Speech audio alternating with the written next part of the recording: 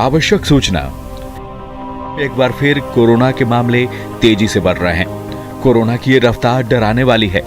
Corona की पहली और दूसरी लहर में भी इसी रफ्तार से मामले बढ़े थे।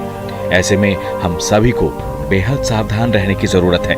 हम ऐसा कुछ भी नहीं करें जिससे कोरोना की रफ्तार बढ़े। कोरोना की चेन तोड़ने के लिए ये जरूरी है कि हम भीड़ भाड़ वाली जगहों में नहीं जाएं। हमेशा मास्क का प्रयोग करें और जिन लोगों ने अब तक वैक्सीन नहीं लगवाया है वो जल्द से जल्द वैक्सीन लगवाएं। याद रखें, जब हम मिलकर लड़ेंगे तभी कोरोना हारेगा। नमस्कार, अपना बिहार देख रहे हैं आप। आपके साथ मैं हूं शिप्रा झा। बुलेटिन की शुरुआत करेंगे कोरोना को लेकर बड़ी खबर के साथ। आज बड़ी बैठक होने वाली है। आज सीएम नीतीश कुमार एक बड़ी बैठक करने जा रहे हैं। बड़ी खबर आपको बता रहे, देखिए आज शाम सीएम नीतीश कुमार बैठक करेंगे। ओमिक्रॉन की जांच को लेकर समीक्षा की जाएगी। कल पटना में कोरोना का एक मरीज मिला, जिसके बाद से अब जो है ये बैठक की जा रही है, क्योंकि बिहार में अभी तक एक भी ओमिक्रॉन के मरीज नहीं मिले थे। लेकिन कल जब ये जानकारी सामने आई कि एक ओमिक्रॉन का मरीज पटना में मिला है, उसके बाद से अब सख्ती बरतनी शुरू हो गई है। और जैसा कि सीएम नीतीश कुमार ने भी कहा है कि अब तीसरी लहर की शुरुआत हो चुकी है। आज शाम एक बड़ी बैठक सीएम नीतीश कुमार करेंगे, जिसमें ओमिक्रॉन के जांच को लेकर समीक्षा की जाएगी। पर डायरेक्ट रिपोर्ट अभी नहीं आती, इसके लिए दिल्ली भेजा जाता है और वहां से जांच होता है, उसके बाद रिपोर्ट आती है। तो अभी एक आया है, तो वैसे तो शुरुआत हो ही गई है, इसलिए हमेशा सजग रहना है और इसके लिए सारी तैयारी की जा रही है। हमने तो ये भी अपने साथियों को कहा है और आज भी हम बुलाए हैं, शाम में हम बैठेंगे, इस पर हम लोग सब चर्चा करेंगे कि भाई जो बाहर भेजने से तो थोड़ा समय लगता है रिपोर्ट आने में, हम लोग यहीं पर इंतजाम कर लें ताकि तत्काल रिपोर्ट आ जाए। ये भी आज हम लोग बातचीत करेंगे ताकि देर न लगे। और बाकी लोगों को अलर्ट करने के लिए और सब तरह की तैयारी तो देख ही रहे हैं ना। फिर ये तीसरा दौर शुरू हुआ, थोड़ा थोड़ा बढ़ने लगा। हम लोगों के यहाँ बिहार में कितना कम गया था, इतना कम, आज से समझिए कि 10 दिन पहले तक भी 50 के नीचे ही था। अब देख रहे हैं कि रोज कहीं ना कहीं, और खास करके सबसे ज़्यादा तो अपना यहाँ पर पटना में और गया में, तो 2 जगह, बाकी सब जगह लोग कॉन्शियस एक एक चीज़ को देख रहे हैं कि कुछ ना कुछ तो बाहर से आता है ना, और वही उसी के साथ कोई संपर्क में आया, कुछ हो रहा है, तब लोगों को फिर अलर्ट तो रहना ही पड़ेगा। और जांच तो आप जानते हैं कितना ज़्यादा हम लोग करा रहे हैं। सर, बिहार में प्रतिदिन लगातार कब शुरू होगी? जीनोम सीक्वेंसिंग कब शुरू होगी? सर, दिल्ली जाना पड़ता है टेस्ट रिपोर्ट के लिए। नहीं, वही तो कह रहे हैं, इसलिए तो हमने कहा कि आज भी बैठेंगे कि हम लोग यहीं पर कर सकते हैं। बिहार में कल ओमिक्रॉन का एक केस मिला। मामले लगातार बढ़ रहे हैं, तो आइए एक नजर डालते हैं कि पिछले 5 दिनों में बिहार में किस दिन कोरोना के कितने मरीज मिले हैं। ग्राफ के जरिए हम आपको समझा रहे हैं। 26 दिसंबर को 28 मरीज कोरोना के मिले थे, 27 दिसंबर को 26 मरीज मिले थे, 28 दिसंबर को 47 मरीज मिले थे, 29 दिसंबर को 77 मरीज मिले थे और 30 दिसंबर को 132 मरीज मिले थे। और आप देखिए जो ग्राफ है वो बढ़ता ही जा रहा है। और अगर आप आंकड़ों के हिसाब से समझेंगे तो लगातार बढ़ोतरी हो रही है कोरोना के केसेस में।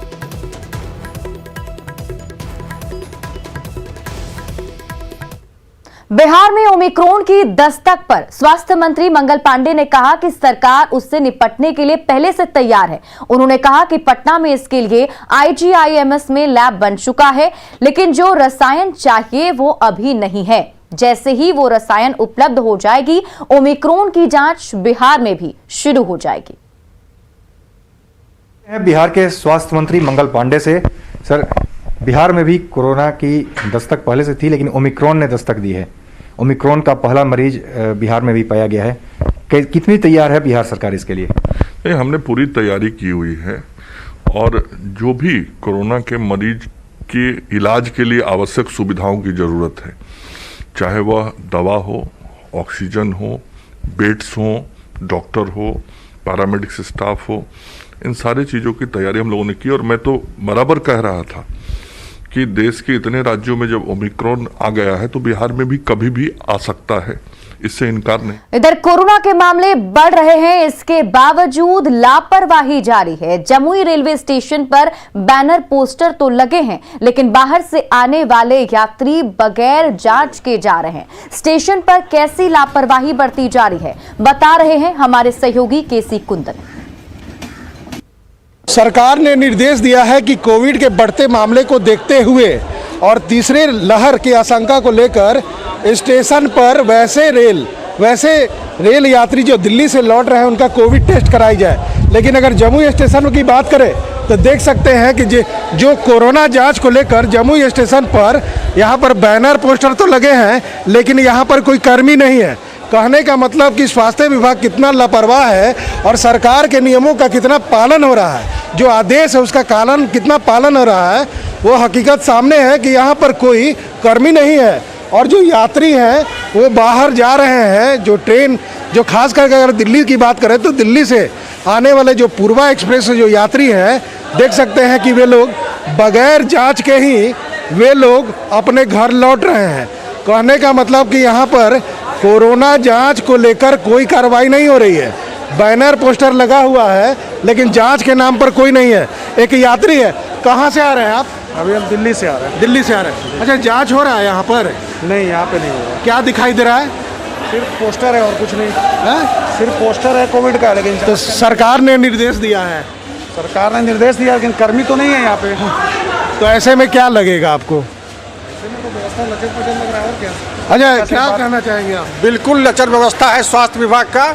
इससे हम लोगों की जान माल की क्षति हो रही है और देश में एक और बीमारी बढ़ती जा रही है और काफ़ी लापरवाही देखा जा रहा है। लापरवाही देखा जा रहा है और देख सकते हैं कि बैनर पोस्टर तो लगाए गए हैं, लेकिन जो दिल्ली से जो ट्रेन आ रही है और उसे जो यात्री उतर रहे हैं उनका कोविड टेस्ट यहाँ पर नहीं हो रहा है और यात्री सीधे उतर कर अपने घर जा रहे हैं।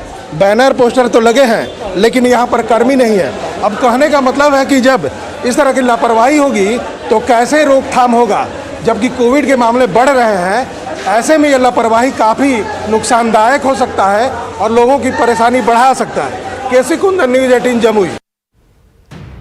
न्यूज 18 की अपील। कोरोना का खतरा अभी टला नहीं है। पिछले कुछ दिनों में बिहार, झारखंड सहित पूरे देश में कोरोना संक्रमण की रफ्तार बढ़ती जा रही है। ऐसे में जरूरत है सावधानी बरतने और सतर्क रहने की। न्यूज 18 आपसे अपील करता है कि कोरोना के खतरे को देखते हुए जल्द वैक्सीनेशन करवाएं। अगर आपने सेकेंड डोज नहीं लिया है तो उसे जल्द लें। मास्क पहने और सामाजिक दूरी के पालन की आदत बनाए रखें।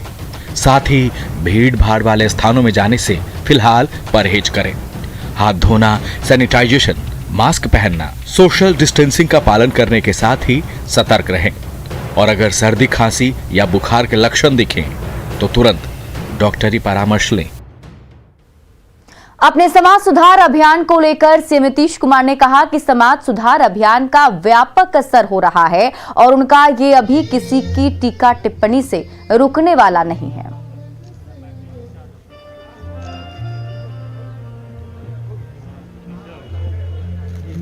रहे हैं इसके बारे में, तो आप तो समझ रहे हैं कि समाज सुधार अभियान का कितना बड़ा इम्पैक्ट है और कितने लोग इसमें शामिल हैं। लेकिन कौन क्या बोलता है इस पर ध्यान देने की मेरी आवश्यकता नहीं है। लेकिन हम इतना जरूर कहूँगा कि आप मीडिया के लोग हैं, कृपा करके इसका जो प्रभाव है उसको आप असेसमेंट। तेजस्वी यादव ने आज एक बार फिर से नीतीश कुमार पर निशाना साधा है। तेजस्वी ने सीएम के समाज सुधार अभियान पर निशाना साधते हुए कहा कि पहले अपने मंत्री और अधिकारियों को तो सुधार लें। हम तो खाली सवाल पूछे थे कि जो बेरोजगारी है, जो गरीबी है, जो प्रशासनिक अराजकता जो फैली है, भ्रष्टाचार है, बिहार हर नंबर में फिसड्डी है, बिहार को स्पेशल पैकेज चाहिए, बिहार को स्पेशल राज्य का दर्जा चाहिए, उन चीज़ों को कौन सुधारेगा? शिक्षा कौन सुधारेगा बिहार में? स्वास्थ्य व्यवस्था कौन सुधारेगा? क्योंकि नीति आयोग की रिपोर्ट में फिसड्डी है। समाज सुधारने की बात तो ठीक है, लेकिन इन सारी चीज़ों को कौन सुधारेगा? किसकी जिम्मेवारी है? अपने पासपोर्ट का रिन्यूअल कराने के लिए तेजस्वी यादव पासपोर्ट ऑफिस पहुंचे और पासपोर्ट की अवधि दोबारा बढ़ाने के लिए अर्जी दी। दरअसल ईडी ने तेजस्वी का पासपोर्ट जब्त कर रखा था और इसी दौरान उनके पासपोर्ट की वैधता समाप्त हो गई थी। ईडी ने कल यानी गुरुवार को ही तेजस्वी को उनका पासपोर्ट लौटाया है।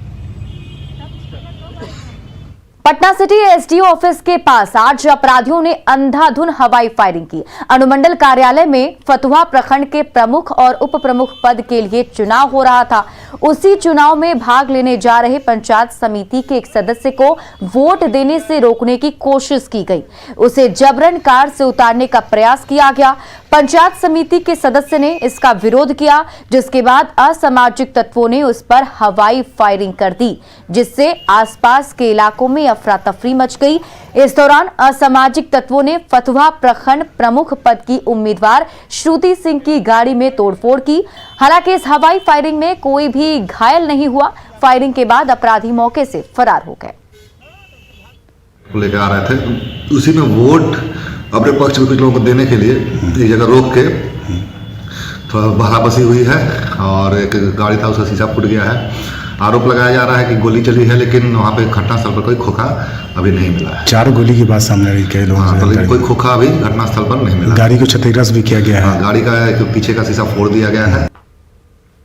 कुछ दिनों पहले मुजफ्फरपुर के बेला औद्योगिक क्षेत्र में नूडल्स फैक्ट्री में बॉयलर विस्फोट हुआ था, जिसके पीछे मेंटेनेंस में लापरवाही की बात सामने आई थी। बेला औद्योगिक क्षेत्र की दूसरी फैक्ट्रियों में बॉयलर की सुरक्षा को लेकर क्या क्या इंतजाम है, पड़ताल करने की कोशिश की न्यूज़ 18 संवाददाता प्रियांक सौरभ ने। मुजफ्फरपुर के बेला औद्योगिक क्षेत्र में बीते दिनों नूडल्स फैक्ट्री के बॉयलर में विस्फोट हुआ। बॉयलर विस्फोट की वजह से 7 लोगों की मौत हो गई। लापरवाही सबसे बड़ी वजह बताई जाती है।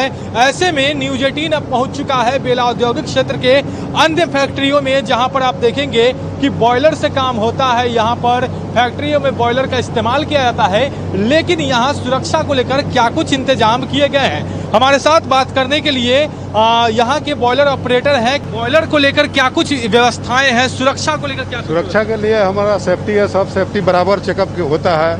उसके बाद हाइड्रोलिक अगर चेकिंग किया जाता है कि कोई प्रकार का ये ना हो, सब सेफ्टी बेल को बराबर चेक किया जाता है, यही सब काम होता है। तो बॉयलर ऑपरेटर हैं, इनसे हमने बात की है और हम आपको एक बार फिर से यहाँ की तस्वीरें दिखा दें। ये मुजफ्फरपुर के बेला औद्योगिक क्षेत्र की एक अन्य फैक्ट्री की तस्वीर है और यहाँ पे दाना बनता है और ऐसे में यहाँ पर भी बॉयलर का इस्तेमाल किया जाता है।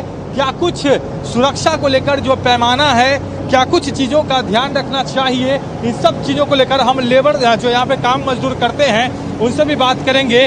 क्या नाम है आपका? सुनील कुमार राम।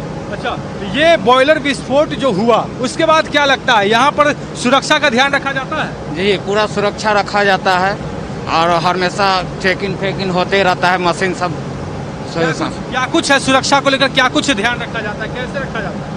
सुरक्षा मेरा काम है, जो भूसा डालना है, अच्छाई फेंकना है जी। ऑपरेटर हैं सर, वो अपना देखभाल करते रहते हैं मशीन सब को। देखेंगे हमारे साथ और भी लोग हैं, यहाँ के इंजीनियर हैं। आप क्या नाम हुआ आपका? सुरजीत नाग। सुरजीत, क्या कुछ लगता है सुरक्षा को लेकर अक्सर सवाल उठते रहते हैं। बॉयलर मैनेजमेंट, बॉयलर के लिए क्या कुछ जो मानक है वो क्या है? जिसके ऊपर बॉयलर काम करता है वो है इलेक्ट्रिकल कंपोनेंट। इलेक्ट्रिकल जो इक्विपमेंट्स है उसके ऊपर पहले भरोसा किया जाता है। जहाँ पे हम लोग यूज़ करते हैं प्रेशर स्विच, एक प्रेशर स्विच, 2 प्रेशर स्विच लगा हुआ है। पहला प्रेशर स्विच उसका काम है जो स्पेसिफाइड प्रेशर है उसमें बॉयलर को कट कर देगा। अगर वो 9.5 किलो पे प्रेशर स्विच, सपोज 9.5 किलो पे वो प्रेशर स्विच बंधा हुआ है तो 9.5 किलो पे वो कट हो जाना चाहिए। अगर बाई चांस वो काम नहीं करेगा प्रेशर स्विच 1, तब प्रेशर स्विच 2 है उसके लिए। इसको लेकर किस तरह से काम किए जा रहे हैं, हमने कोशिश की अन्य फैक्ट्रियों में जाकर कि किस तरीके से यहाँ पर बॉयलर को लेकर काम किया जाता है, मेंटेनेंस किस तरीके से किया जाता है। मुजफ्फरपुर से न्यूज़ 18 के लिए प्रियांक सौरभ। भागलपुर में जगदीशपुर थाना क्षेत्र के मखना गांव में पुलिस ने एक मिनी शराब फैक्ट्री का खुलासा किया है। इस कार्रवाई में 11 लीटर देसी महुआ चुलाई शराब, 100 लीटर गुड़ और बनाए गए जावा के घोल को नष्ट किया गया। हालांकि इस कार्रवाई में तस्कर फरार होने में कामयाब हो गया। पुलिस ने जल्द गिरफ्तारी का दावा किया है। के आधार पर जगदीशपुर थाना अंतर्गत ये छापेमारी की गई है। ग्राम मखना में ALTF की टीम, एक्साइज की टीम और थाना की टीम संयुक्त छापेमारी में शराब बनाने का उपकरण एवं इसमें 11 लीटर जो है देसी महुआ चुल्हाई शराब बरामद किया गया है तथा 100 लीटर करीब गुड़ और जावा का घोल को भी नष्ट किया गया है। सघन छापेमारी की जा रही है हर क्षेत्र में इस टीम द्वारा और अभी इसमें आरोपी फरार है और उसकी शीघ्र गिरफ्तारी की जाएगी। न्यू ईयर के जश्न के लिए पटना के होटलों में पूरी तैयारी की जा रही है। पटना के होटल मौर्या में ग्राहकों के लिए खासा इंतजाम किया जा रहा है। मनोरंजन के साथ साथ लजीज खाने की व्यवस्था भी रहेगी। जिला प्रशासन के निर्देश पर होटलों में पूरी तरह से कोविड प्रोटोकॉल का पालन के निर्देश भी दिए गए हैं। न्यू ईयर की क्या है तैयारी, बता रहे हैं संवाददाता रजनीश। नए साल के जश्न को लेकर पटना का होटल तैयार है। होटल मौर्या से लेकर होटल पनाश हो, लेमन ट्री, तमाम जगहों पर तैयारी पूरी कर ली गई है। यानी शाम से जो ग्राहक हैं, दर्शक हैं, वो यहाँ पर मनोरंजन के साथ साथ जायके का लुत्फ उठा सकते हैं और इसको लेकर पटना के होटल मौर्या में हम पहुँचे हैं। देखिए किस तरह से अभी से ही जो ग्राहक हैं पहुँचने लगे हैं और शाम के बाद यहाँ पर संगीत के साथ साथ जो जायका है उसका लोग स्वाद ले सकेंगे। हालांकि कोरोना काल है, इसको लेकर जिला प्रशासन ने कई निर्देश दे रखे हैं और जिलाधिकारी ने साफ कहा है कि जो भी होटल है उसकी साफ तौर से निगरानी की जाएगी।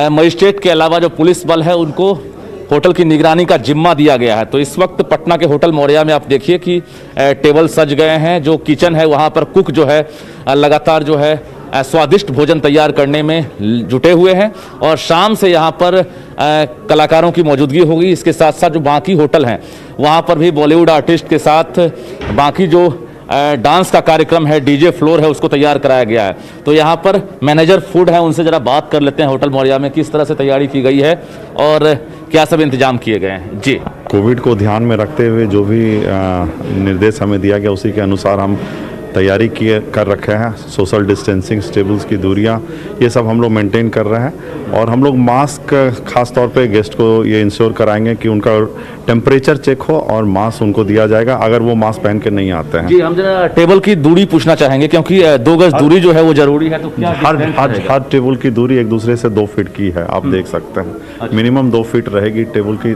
दूरी एक दूसरे से। गेस्ट फैमिली वाले आते हैं तो वो एक फैमिली दूसरे फैमिली से 2 फीट की दूरी पे बैठेंगे। ठीक है। और का भी कार्यक्रम है, संगीत का भी कार्यक्रम है, लाइव म्यूजिक है, सिंगिंग है।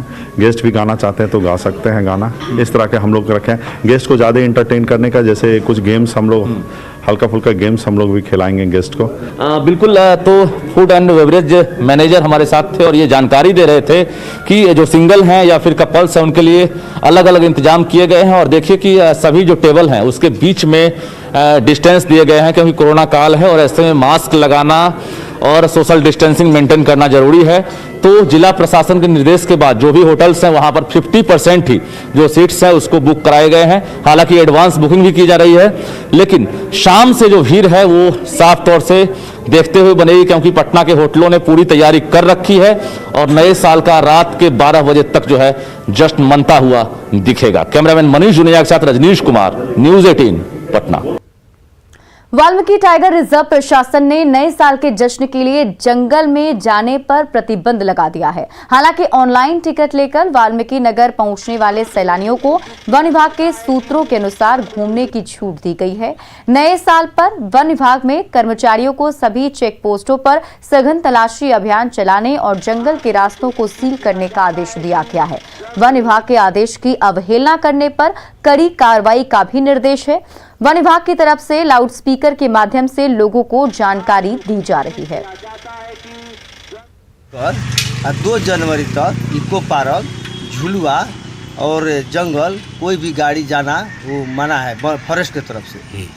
और कूड़ा कचरा और फैलाने का डर से हिसाब लोग का आदेश है कि 31 से लेकर 2 तारीख तक इसको बंद रखा जाए। वाल्मीकि टाइगर रिजर्व में पिकनिक नहीं मना पाएंगे लोग? हाँ, नहीं बना पाएंगे। कूड़ा कचरा और ये लोग फैलाते हैं और हथियार उतर ले जाएंगे तो ये लोग को सजा भी हो सकता है। और फिलहाल इस बुलेटिन में अभी के लिए बस इतना ही, लेकिन न्यूज़ 18 बिहार झारखंड पर खबरों का सिलसिला लगातार जारी है।